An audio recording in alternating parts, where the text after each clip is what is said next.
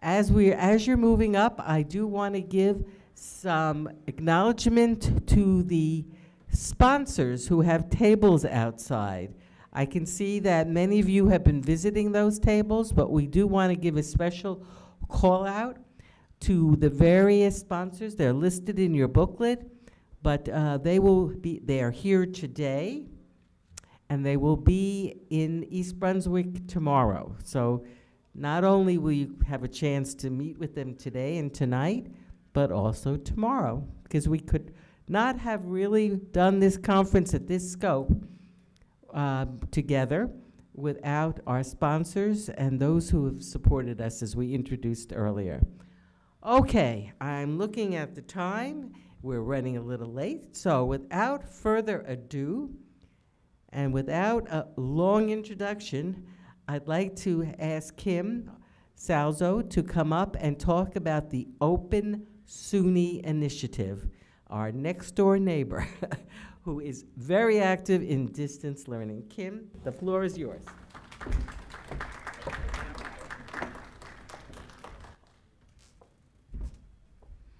Thank you very much, Gail. I want to say that I'm really pleased to be able to be here with you, and I especially thank Gail and the team of folks who organized this event for inviting me to join you all and tell you a little bit about what we're doing at SUNY in online learning. What I'm going to do today is talk about, as Gail mentioned, Open SUNY, which is our online learning initiative. We're not new to online learning, of course, but we have this new initiative which is bringing some new strategy to what we're doing in online learning. So I'm going to tell you a little bit about that. There will be time at the end for questions, and I hope those of you who are here will share your thoughts and let me know what you're thinking. So we'll get started. If I can click the right button. There we go. So let me just ask before I go too far in the room, how many of you have a good sense of SUNY as a system? So some of you. So for those of you who don't, I'll just tell you briefly that we have 64 campuses in our system. We have, and they are different types of campuses. We're the largest comprehensive university system in the country. So we have doctoral granting institutions, we have comprehensive colleges, we have technology colleges which have applied programs, and then we have community colleges. So across all those sectors, 64 campuses, we have 460 or so thousand students. We have about 53,000 faculty, 30 or so thousand staff, so a lot of people. And I get to work at the system level in our Center for Professional Development and also as one of the members of our Open SUNY team. So we're really trying to look across the system, not just campus by campus. As I mentioned, we have a long history in online learning going back to 1994 with an initial grant from the Sloan Foundation to begin the SUNY Learning Network. How many of you have heard of the SUNY Learning Network? So yeah, so our campuses have been offering programs online for many years, and through the SUNY Learning Network, we were providing a series of supports and services to help them. In 1995, we launched the first online multi-institutional learning management system that was developed ourselves on the Lotus Notes platform. And in '96, we launched a system-wide online faculty development and course development process. So really providing some standards and systematic ways for faculty on all of our campuses to get up to speed and to develop online courses with quality in mind. In 2000, SLN became the second largest asynchronous learning network in the country, as we're kind of watching what others are doing. And then, as I mentioned, we've been, working on this for a long time. In 2010, a year after our new chancellor arrived at SUNY, and she initiated our strategic plan called The Power of SUNY, we had an innovative instruction transformation team that was really charged with looking at what we were doing online and visioning forward to what we should be doing, and that's where the concept of Open SUNY came from.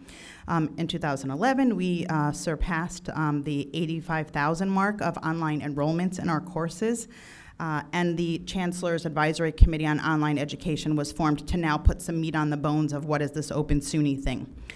In 2012, We passed the mark of 5,000 faculty trained online on our campuses, and 400 online degree programs and 12,000 online course sections. In 2013, our chancellor does a State of the University address every year in January, and in 2013, she launched the concept of Open SUNY and charged us with the design of that. So that's kind of how we got to where we are today. And the next step is Open SUNY, and this is really about taking what we're doing in online learning to scale. I heard some folks in the previous session talking about innovation and how you take that to scale. That's very much what we're thinking about with Open SUNY. How do we do this well with quality to really to scale? And Wayne this morning talked about vision and action. So we do have a vision, and it is really to provide students with online learning with focus on access, completion, and success. Those are kind of the 3 of the 5, I'll say, pillars of what we're working on across SUNY, and we are always coming back to what we're doing and saying, is it helping us expand access? Is it helping us raise completion rates? And is it helping us to prepare our students for success? So Open SUNY is very much measured against those 3 bars. Million additional degree holders by 2025. That's pretty daunting. And so we are trying to think about, with our role as economic driver in the state of New York, how can we help in that?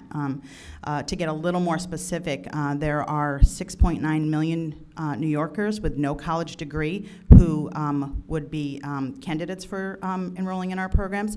There are 4.2 million New Yorkers who have a degree and would benefit either at the associate's or bachelor's level and would benefit from an advanced degree in terms of contributing to the workforce. So we've set a very ambitious goal for ourselves of 100,000 new enrollments in primarily online degree programs, and that's really what the focus of Open SUNY is about. And so we're targeting this audience for which we know there is plenty of potential market. The other piece is that our students are facing real challenges. You heard about many of these in the video, and so we're also looking critically at the ways in which we can help our students when it comes back to those 3 areas of access, completion, and success. So a lot of the initiatives and things that we're doing as part of Open SUNY are directly in support of these areas. At the start of our planning for Open SUNY, probably about 18 months ago now, we launched a series of regional engagement sessions where we went around the state to 10 different regions and talked to our campuses, our faculty, staff, and students, to the community, to prospective students, and talked to them about online learning and what we're thinking, and asked them, what do you think is necessary to help us be successful? What do students need? What do faculty need? What do campuses need? And what role could or should we at the system be playing? What role should campuses be playing? The result is this very interesting digital DNA that we have put together, which maps out for us in 4 key areas the series of initiatives and supports that we're putting in place as part of Open SUNY. So in that upper left-hand quadrant, there are a series of things around faculty supports and helping faculty be successful to be able to teach online and addressing many of the issues that those of you who are here at this conference are talking about. You know what I'm talking about. So I'll talk a little bit more about that later. In the lower left-hand quadrant are student supports. So what do students need and how can we help them and what things do we need to have in place in terms of services and resources, and how do we help them be comfortable with that online experience? In the lower right-hand quadrant are the things that are important at the campus level or at the system level for us, because we have to think at that level as well. So what do we have to be doing to provide that infrastructure, the policies, the pathways to get from someone who's just starting out to someone who's going to offer full degrees? And then in the upper right-hand quadrant are academic initiatives, and these are many of those innovations that we're talking about, new models and going global and competency-based learning and third-party content. And so we have a lot of innovative activities happening, and how do we take those, bring them to scale, and then deploy them? So this is our digital DNA. It's the thing we come back to, and it's based on what we know our stakeholders and our customers said was important to them. That got translated to our Open SUNY Plus signature elements. Open SUNY Plus is a designation that we are giving now to degree and certificate programs that meet a quality standard which we have established, going back to those supports from the digital DNA, but also aligned very well with the Online Learning Consortium Quality Scorecard, formerly Sloan, also with New York State Education Department requirements and Middle States requirements. That's our, our regional accrediting body. So we've looked at all those kind of quality standards and translated all of that into signature elements that we are requiring for degree programs that want to have that Open SUNY Plus designation. And there are 7 of them, 3 of them around faculty and staff, and 4 of them at the institution infrastructure level. Because what we're finding is that we have campuses who have pockets of excellence, maybe around faculty development or student services, or maybe they have some great things, but we really need more emphasis on looking at the whole picture and making sure that we're ensuring quality in all of these areas. So we established a process by which campuses could nominate their programs. And to have this plus designation, we did a very rigorous review of those programs, and we now have a series of programs that we are calling Open SUNY Plus Partner Programs. We launched our first wave of those programs last January, January 14, and that was with 6 campuses and 8 programs. And our intention with the first wave was really to test out those supports and initiatives that we said were important, that we said campuses had to have, and to rely on our campus partners to tell us what aspects of those services they should be providing versus what should we be providing at the system level. So lots of working back and forth. They were really our guinea pigs to try out many of those supports, and as many of you have talked about, initially at very small scale so that we could manage it. After the successful launch of Wave 1 last summer, we initiated a solicitation for a next round of programs, and are rolling out Wave 2 this month, actually, with the start of the semester. We have 17 campuses totally in Wave 2. Some of them overlap with Wave 1. 56 total programs, certificates to master's degrees, and you can see the campuses that are represented there. So we have a great diversity of programs, of sectors across our system, and in numbers of programs. We have some very small programs, some very large programs. And Wave 2 is really now about, as we kind of refined some of those supports, now we're testing them at scale. We're testing them with many more campuses, many more students, and trying to get a little more systematic and looking for those economies of scale. So we've been working with our Wave 2 campuses this fall to get ready for the launch that starts this month. And some of the lessons that we've learned through these, through the campus partnerships, because it really is a partnership between SUNY System Administration and our campuses, are that there are great opportunities for our campuses to collaborate with each other, to help each other, to mentor each other, and we don't necessarily have to be the point for everything to come together and get distributed out again. So it's been really great to see our campuses work together. We've learned a lot from them. I think we've put together some new services and supports that have helped enhance their programs. So it's very much a collaborative partnership. So now I'm going to talk a little more detail about the supports in the student area, in the faculty area, and at the campus level. Just to give you a snapshot of some of those circles from the digital DNA. There's not time certainly to talk about all of them, but these are the initial ones that we're focusing on. So our student supports are really focused in 2 areas. One is a concierge model of an actual person that's supporting the students. And then the other piece of that is that works in companion are a series of scaled tools and resources. And how many of you know what I mean when I say concierge? Is that a term that you've heard in the online world? Some of you, yeah. So literally, if you take it from the dictionary, there's concierges at a hotel, in an apartment building, or in businesses, and we're kind of taking that concept and applying it to the students online, providing them with a central point of contact for somewhere to go when they need help and they're not sure where to go. Somebody to be proactive, monitoring how our students are doing, and trying to make sure they keep on track. Really, this is really focused on completion and success for the students. So we ask all of our campuses that have these Open SUNY Plus programs to designate a concierge for their online students, and we have a concierge guide that we've provided to them that outlines what the role of the concierge is, and the way that's being implemented on our campuses varies. In some cases, it's the faculty advisor that's playing that role.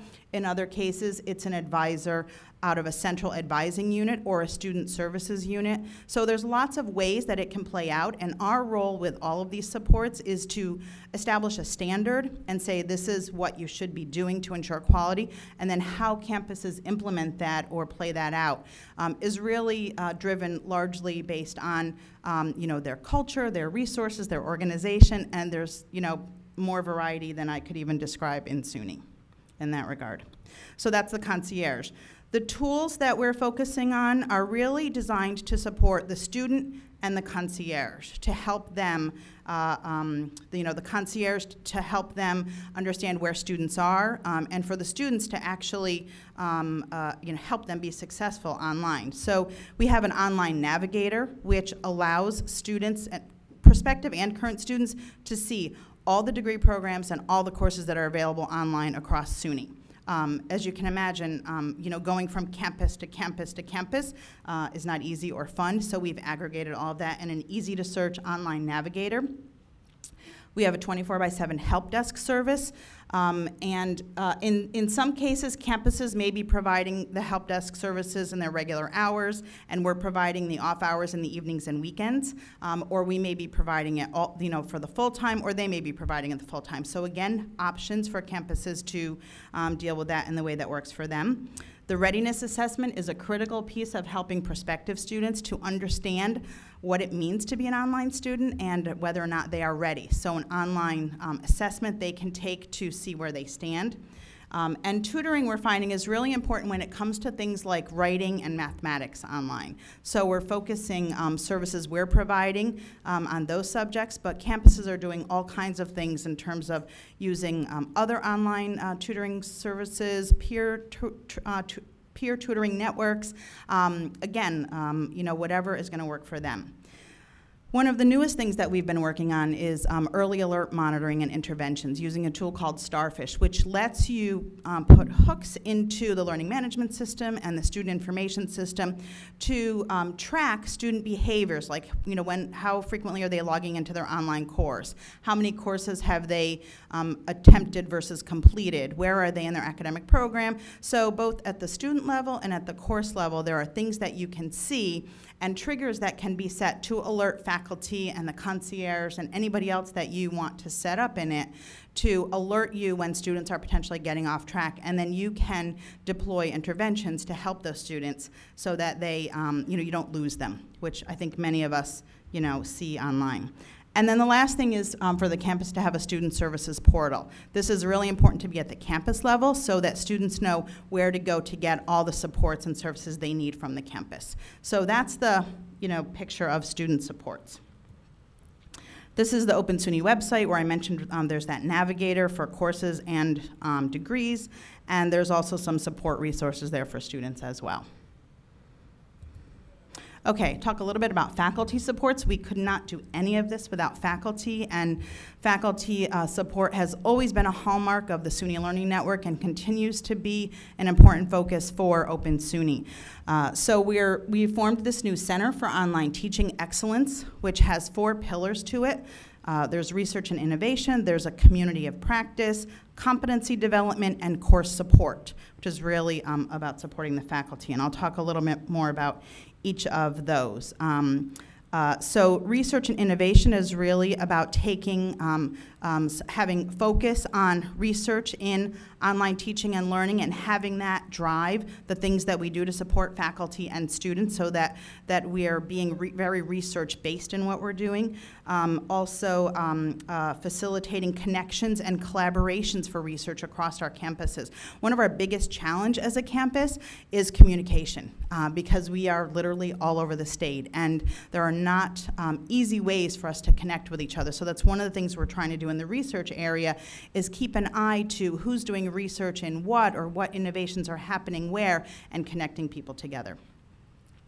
The community of practice is really about providing a way for all of the online practitioners to connect with each other, to share best practices, to mentor each other, to do just what you all are doing at this conference here today. It's really important, I think, not just for faculty, but also for instructional designers, librarians, technology staff, administrators, all of us who are involved in online to connect with each other and help each other.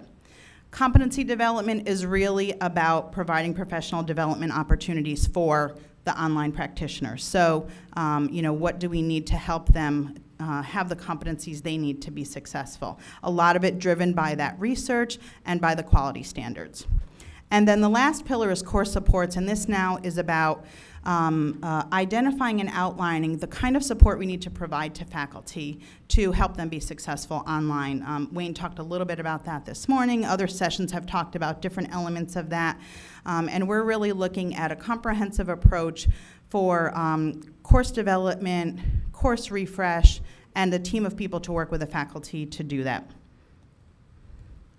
A little bit more about research and innovation. So we've outlined this kind of cycle that starts with identifying some trends and then facilitating, as I mentioned, innovations across the campuses as they're contributing and coming together. Also monitoring how those projects are going and which ones are being successful. Where are you know, the proposals that we're making for how to improve education actually working? So assessment is a really big piece of this innovation element that we have. So, so monitoring the findings and making sure we're disseminating those things that are actually helping. And then out of a lot of those initiatives are coming new communities of practice. So when we talk about things like open textbooks, now we have some campuses that are doing more of that and bringing those folks together to support them. And then finally, identifying barriers to instructional collaboration. As I mentioned, as a system, it's very challenging for us, and there are you know, lots of things that get in the way, so that's also an element of this to keep the cycle going. This is about putting our money where our mouth is, and a few years ago we reallocated a fund that we had at System Administration for the purpose of competitive grants for faculty and staff on the campus to apply for to propose innovative instructions. And so over the past 3 years, we've seen some incredible projects coming out of these, and some of them we're now starting to take to scale, which again is another one of those challenges. When, you know, the previous session talked about doing something really innovative and it being, you know, very resource intensive. Well, how do you go from that small project to serving the numbers of students and faculty that we're talking about at SUNY? So that's an important element of any of the projects that we fund, is that there's a mechanism for taking it to scale. If you're interested in learning more about those projects and what they've been, you can go to the website up there, and I invite you to do that. The community of practice is really where I think as a system we have an advantage. So as I mentioned, we have over 50,000 faculty in SUNY, many of them teaching online. So we're providing through the community of practice mechanisms for them to come together. We have a SUNY Learning Commons, which is an online virtual communication collaboration platform where they can share information, connect with each other, share resources, best practices, et cetera. We have a whole communication strategy of putting out information and news and resources, highlighting things that are happening in our community and outside of SUNY. We have a series of conferences. We're doing a webinar series for members of our community to showcase the successful initiatives that they have going on, and then you know, workshops that make sense in response to current issues and trends.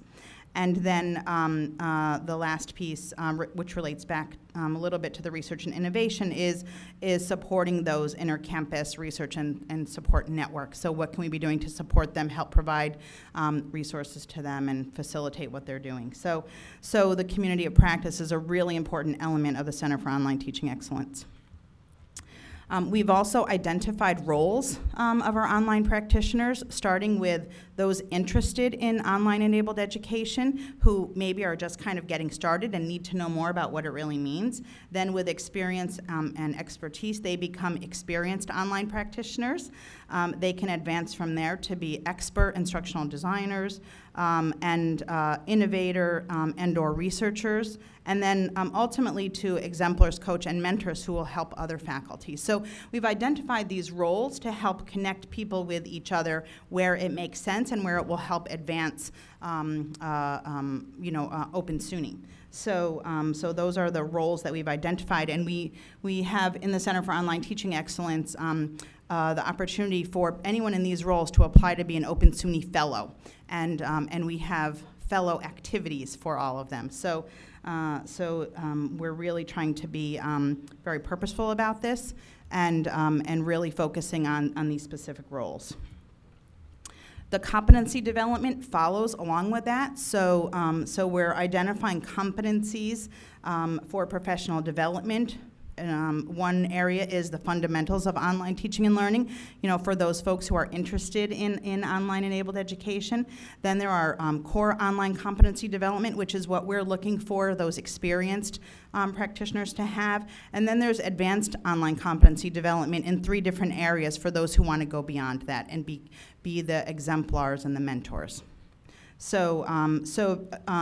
There are learning paths for each of these roles and a series of professional development activities that are being outlined for them. Course supports is, as I mentioned before, is really about helping faculty and working with them in their, just trying to see how I'm doing on time, in their development and delivery of courses. So we put together a team of people that work with the faculty in either initial development or to refresh their course. We support them through delivery, and then after they deliver, to do an assessment and learning review so that there can be continuous improvement. And we have developed a quality review rubric, which is designed to be used in those course refreshes and reviews. It's based on the community of inquiry model. It has a long list of standards, but they are research-based, and they've been vetted through our community of faculty and instructional designers who've been doing this for a long time. And they are mapped to those COTE competencies for fundamentals in online teaching. And the team of people that will work with the faculty in applying this rubric includes an instructional designer, an instructional librarian, and a multimedia developer, so that we can have a comprehensive approach to that review and to the teaching. This is the COTE website. More information on all of that if you want to go check it out. The other piece that relates to faculty is an initiative we have in affordable learning solutions. So really trying to think about, in that access piece, how do we bring down the cost of instructional resources for our students. So we have this affordable learning solutions. You can check out the website. And it's really, we're putting this out as a service to our faculty to help them identify alternative resources for their courses. Components to that are Open SUNY textbooks. We have, actually this was an innovative instruction technology grant project that drove this. We also are members of the Kaleidoscope project through Tompkins Cortland Community College. We're doing several MOOCs. We have up to 7 now across the system. And the other thing is locating, creating, licensing, and utilizing OERs. We have a particular MOOC that's just on that, so that any faculty can participate in that. A couple of really cool examples from the Open SUNY textbook project, where we saved 185 students $15,464. So again, putting our money where our mouth is, using 2 Open SUNY textbooks. And then through the Kaleidoscope project, 698 students saved $69,800 in textbook cost. And also looking at how are students doing academically, and how is this affecting their progress in the course. So pretty significant impact for our students, and something that we hope will continue to expand. The last area of supports that I'm going to talk about are campus supports. So a few things that we're doing at the system level.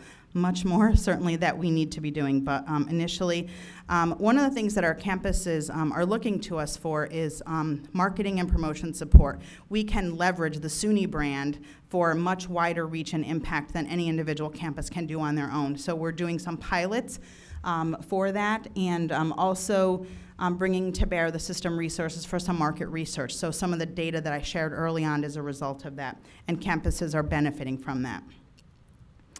We also have established a new process called the Open SUNY Institutional Readiness, which is really about elevating the awareness about what it takes to ensure quality in online learning beyond the instructional designers or the directors of online learning to the campus leadership, to the provost and the other senior leaders on the campus. So we have this process where we bring together a campus leadership team. We facilitate a self-assessment for them against the quality standards for online learning. And then we facilitate implementation planning based on their self-assessment to help them map out what they need to close any gaps they have in meeting those standards. And because, again, as a system, we have 64 campuses, we can do some benchmarking across the system, and campuses can share best practices with each other to help elevate the quality of all of our programs.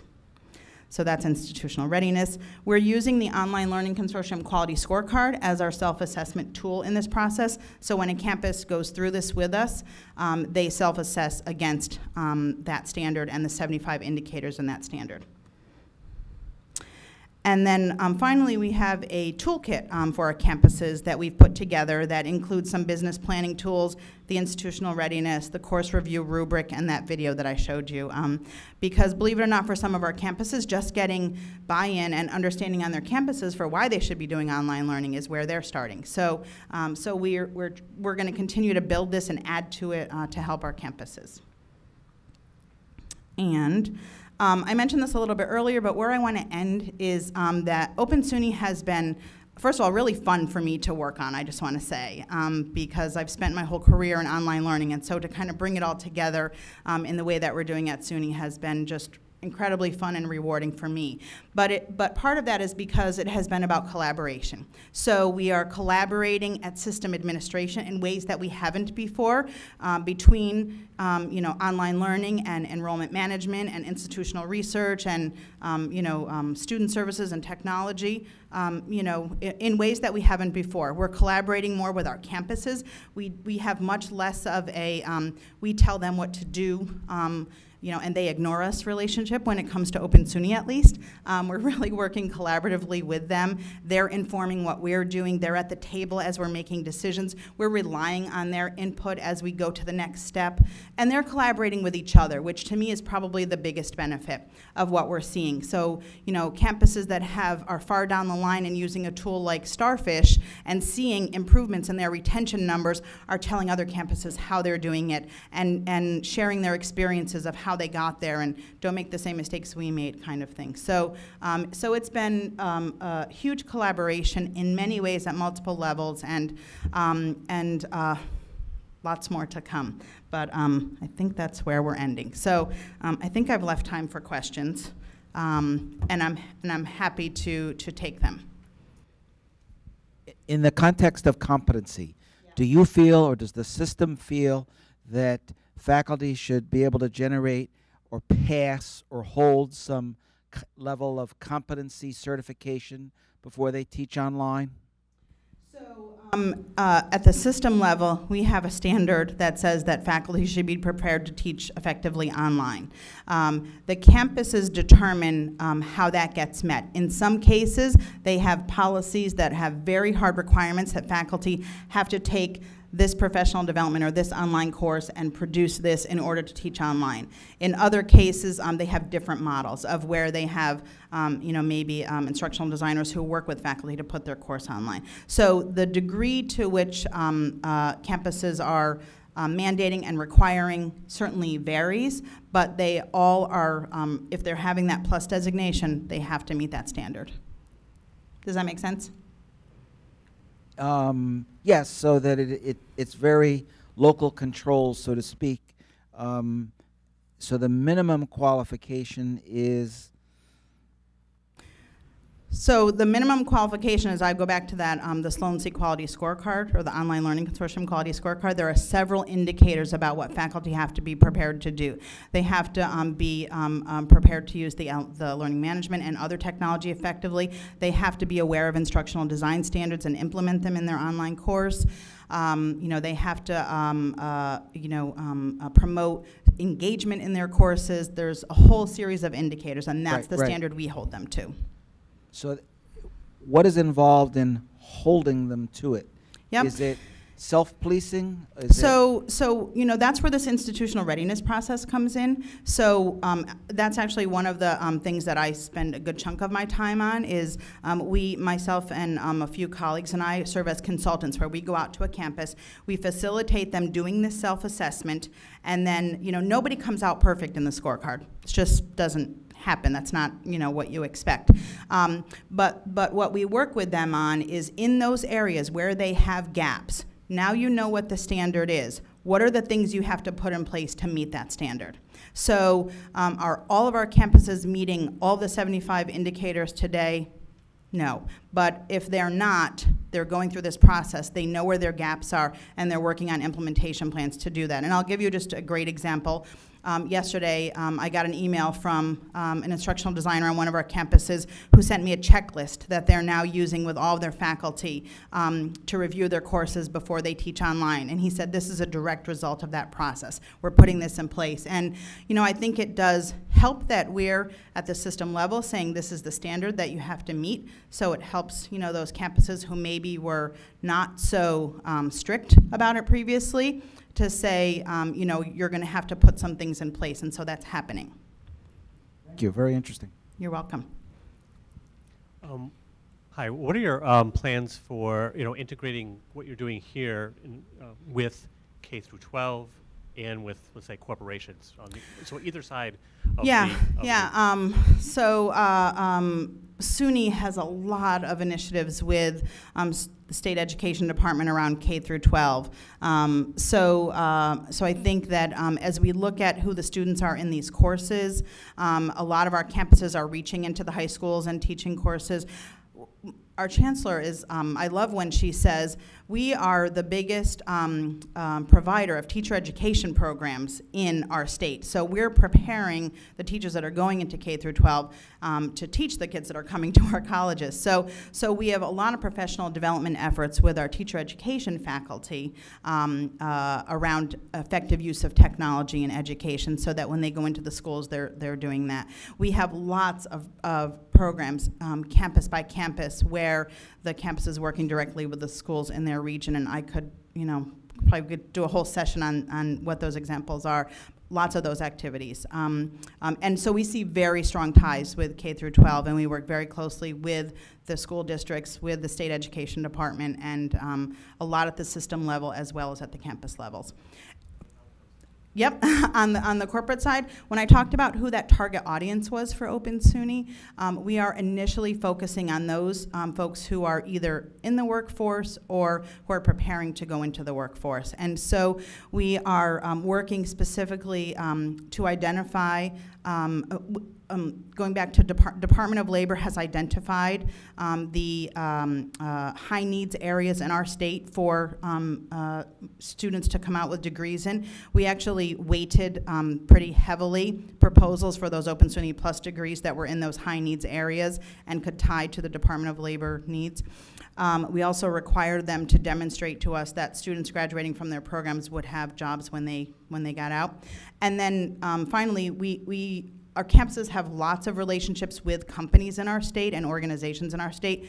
We are, I would say, at the system level, looking for corporate partners as well. We have a meeting with company I won't mention that's on the calendar for next week to talk about what their education needs are and how we as SUNY can help them. So I think that piece of it is a very big part of the target market that we're focusing on initially in support of the workforce.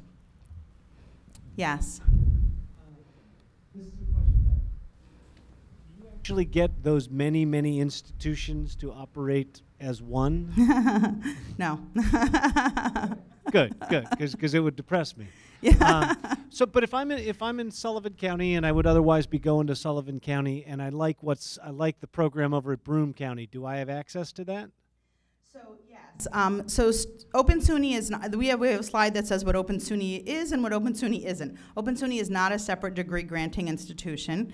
Open SUNY is about supports and initiatives to help our campuses. So students still enroll at a campus in their program, and their campus is responsible for approving all the courses they take towards their degree. They have access online to courses from any of our campuses that fit into their program, that are approved to fit into their program, if that works out. And in some cases, our campuses have relationships where there's cross-registration. In other cases, they can transfer courses in from one institution to another. So because you're getting to where I'm going. So if I'm in Sullivan, if it's Sullivan and my Sullivan student takes it at Broome, is it just up to me, and is it up to those two institutions to work out a deal as to how our student relationship and our fiscal relationship is? Yeah, and I mean, it happens at multiple levels. So we have some cases where campuses have agreed to jointly offer a degree program where they're saying, we're going to offer these courses, you're going to offer these courses. Students can enroll at any of our campuses and they can get the degree. So there's that scenario. That requires, yes, collaboration amongst those campuses in advance. In fact, those programs are approved by state ed as jointly offered programs. In the case where a student just kind of on their own wants to take this course from Fredonia or this course from Adirondack or whatever because it's convenient, that's what's offered this semester and it's helping me in my schedule. It's really the onus is on the student to get approval from their advisor. They register at the campus, that gets transferred into their campus, and I'll be completely honest with you, those processes are not as student friendly as they could be, but that is something that we're working on. And we have a cross-registration policy in place for that scenario, and we're also working to improve that for the students. Yes? Related to that, Yeah. Where does the concierge come in? Yeah, so the concierge becomes critical there, right? So particularly the concierge at the student's home campus to know where are they going, what are they doing, and so they can help to be proactive there. We have some concierges who connect with each other. We have a consortium of campuses, it sounds weird in SUNY, a consortium, but in Western New York we have a series of community colleges that work together. They're called the OWL Network, Online Learning in Western New York Network. All their concierges work together to facilitate the registration of students across their campuses, and they're very proactive about that. But it's, that's just their network. Thank you, Kim. Yeah.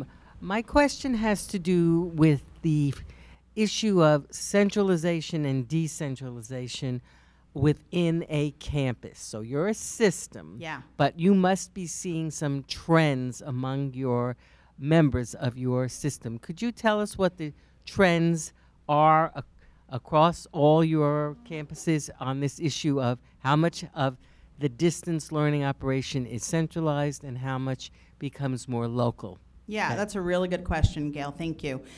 So as part of the Open SUNY Plus nomination process, we asked our campuses to submit their org charts and to tell us what their, not just their org chart in terms of reporting lines was, but what governance bodies they had in place to ensure effective decision making when it comes to quality issues for online learning. So, so what we see is we have every scenario you could probably think about, right? We have centralized units that report to the provost, centralized units that report to IT. We have, you know, an online learning coordinator who has to work with everybody across the college. We have online advisory committees.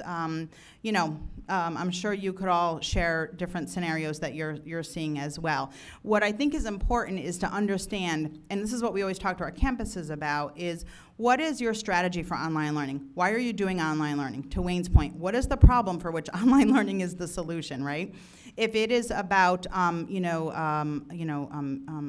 reaching new markets and increasing enrollments and focus on whole degree programs, what we're tending to see are units that are focused on that, central units that are focused on that. If it's about improving access for our current students, giving them better options, and it's really our current students that we're seeing, that we're serving, a more kind of decentralized model, which is focused on faculty development and student services. There's other scenarios as well, but what we talk about to the campuses, and this comes up in that institutional readiness process, is what's your institutional mission, and how is online learning supporting you in achieving that institutional mission? And then once you know that, you can align your organization, your policies, your resources, and your infrastructure to support that. And there's not a one-size-fits-all. I actually did a little bit of a survey of different kinds of organizational structures, and I can share some slides with you on that, Gail, to show like what are the factors that affect how a campus organizes for online learning. And a lot of it is, what's the reporting structure as well as the governance bodies. So you can have a very effective structure where you have an online learning coordinator who has a distance learning steering committee, and that's where all the policy, infrastructure, resource decisions get made. And if that works, that works. But if you have an online learning coordinator and they don't have influence on a lot of the decisions that affect your ability to ensure quality, that's not very effective. So it varies. I will tell you I think I said this earlier, but the campuses where there's a real emphasis on whole degree programs online. Because for us, online can be anything from the whole program is online to 50% or more of the course is online. Okay, so when we call something online or a part of Open SUNY, it can be anywhere in there. The campuses that are really focused on online, full online degrees tend to be more, have more central infrastructure. Because things like recruitment and technology and services need to be a little more defined and focused for those students. It's not as easy to just use the on-campus services. Yeah. Anybody else? I'd like to could I just throw one more question back out to the group about that organizational structure thing, because I'm always interested in that as well. Are there any other scenarios out there that somebody has or has seen, that you think is working particularly well? Just always curious if there's anything else out there. No. Okay. Well, thank you very much.